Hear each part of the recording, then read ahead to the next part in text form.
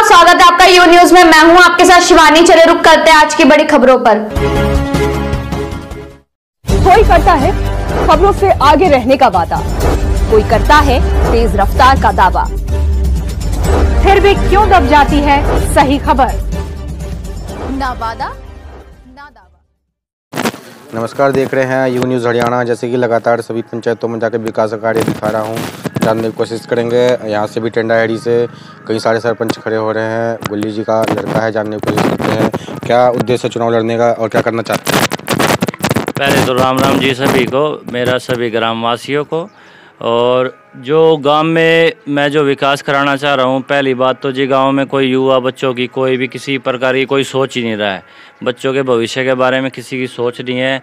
School में बच्चे पढ़ाई नहीं करते, उन पे कोई वो नहीं है, खेलने या कोई ग्राउंड नहीं है, या कोई व्यायामशाला या कोई जिम नहीं है गाँव में। और दूसरी चीज़, हमारे गांव में जो खेतों में पानी भर जाता है, लोगों का फसलों का नुकसान होता है, उस पानी की कोई निकासी नहीं है कहीं पे भी। तो सबसे पहला काम करेंगे पानी की निकासी का। गांव में बच्चों के लिए अच्छी सुविधा देना, खेलने उनके लिए लाइब्रेरी, और पूरे गांव में सुरक्षा के लिए हम सभी गांव के मेन चौराहे पर वहां पर सीसीटीवी कैमरे से लैस करेंगे उनको। और लाइट की खंभों पे लाइट लगेगी, जिससे कि रात को भी दिन जैसा काम रहे।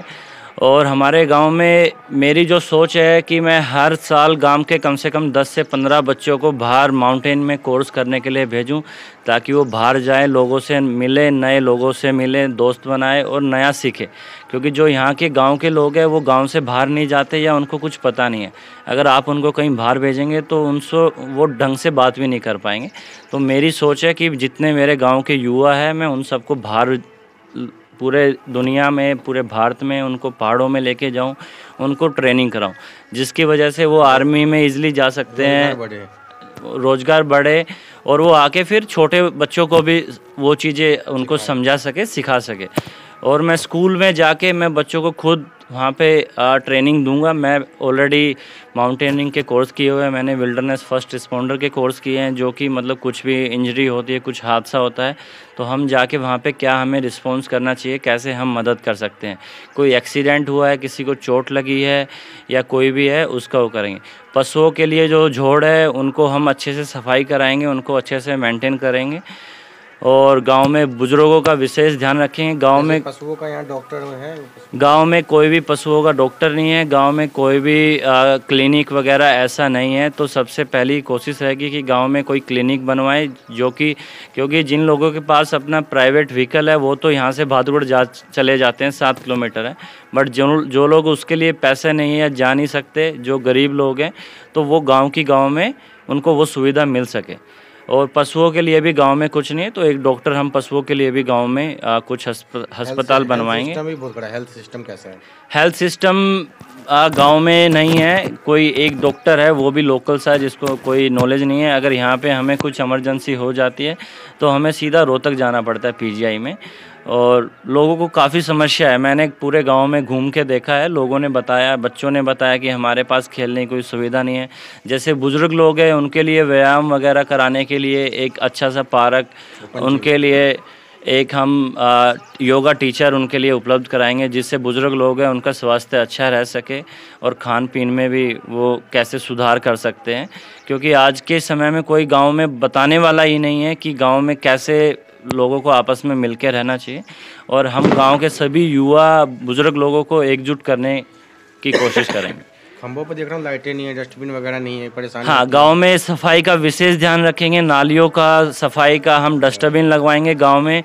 मैं मोदी जी को फॉलो करता हूं, जिसमें से कि जो लोग पॉलीथीन वगैरह कूड़ा कचरा इधर उधर डालते हैं, तो गांव में एक गाड़ी लगाएंगे, ट्रैक्टर ट्रॉली, जिसमें सब लोगों के घर के बाहर आएगी और कचरा लेके जाएगी। तो मैं अपने गांव को एकदम स्वच्छ साफ़ सुथरा गांव बनाना चाहता हूं, आदर्श गांव बनाना चाहता हूं, मेरी यही सोच है। गांव में देख रहा हूं नालियां नहीं है, पानी खेतों में जा रहा है, क्या क्या परेशानी होती है? गांव में पिछले 2 साल से लोगों की फसल नहीं हो रही। पिछले साल जो धान की फसल है वो पूरा ख़राब हो गई थी, पानी की निकासी नहीं है।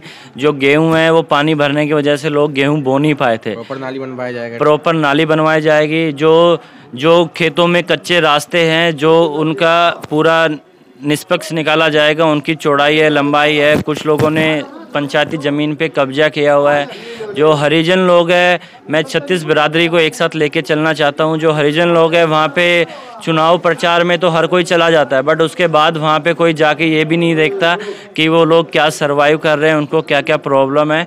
तो मैं पूरे गांव के सभी बच्चों को एक साथ लेके आगे बढ़ना चाहता हूँ। आपका नाम? मेरा नाम दीपक है, मेरे पिताजी का नाम श्री भगवान है, गुल्ली का।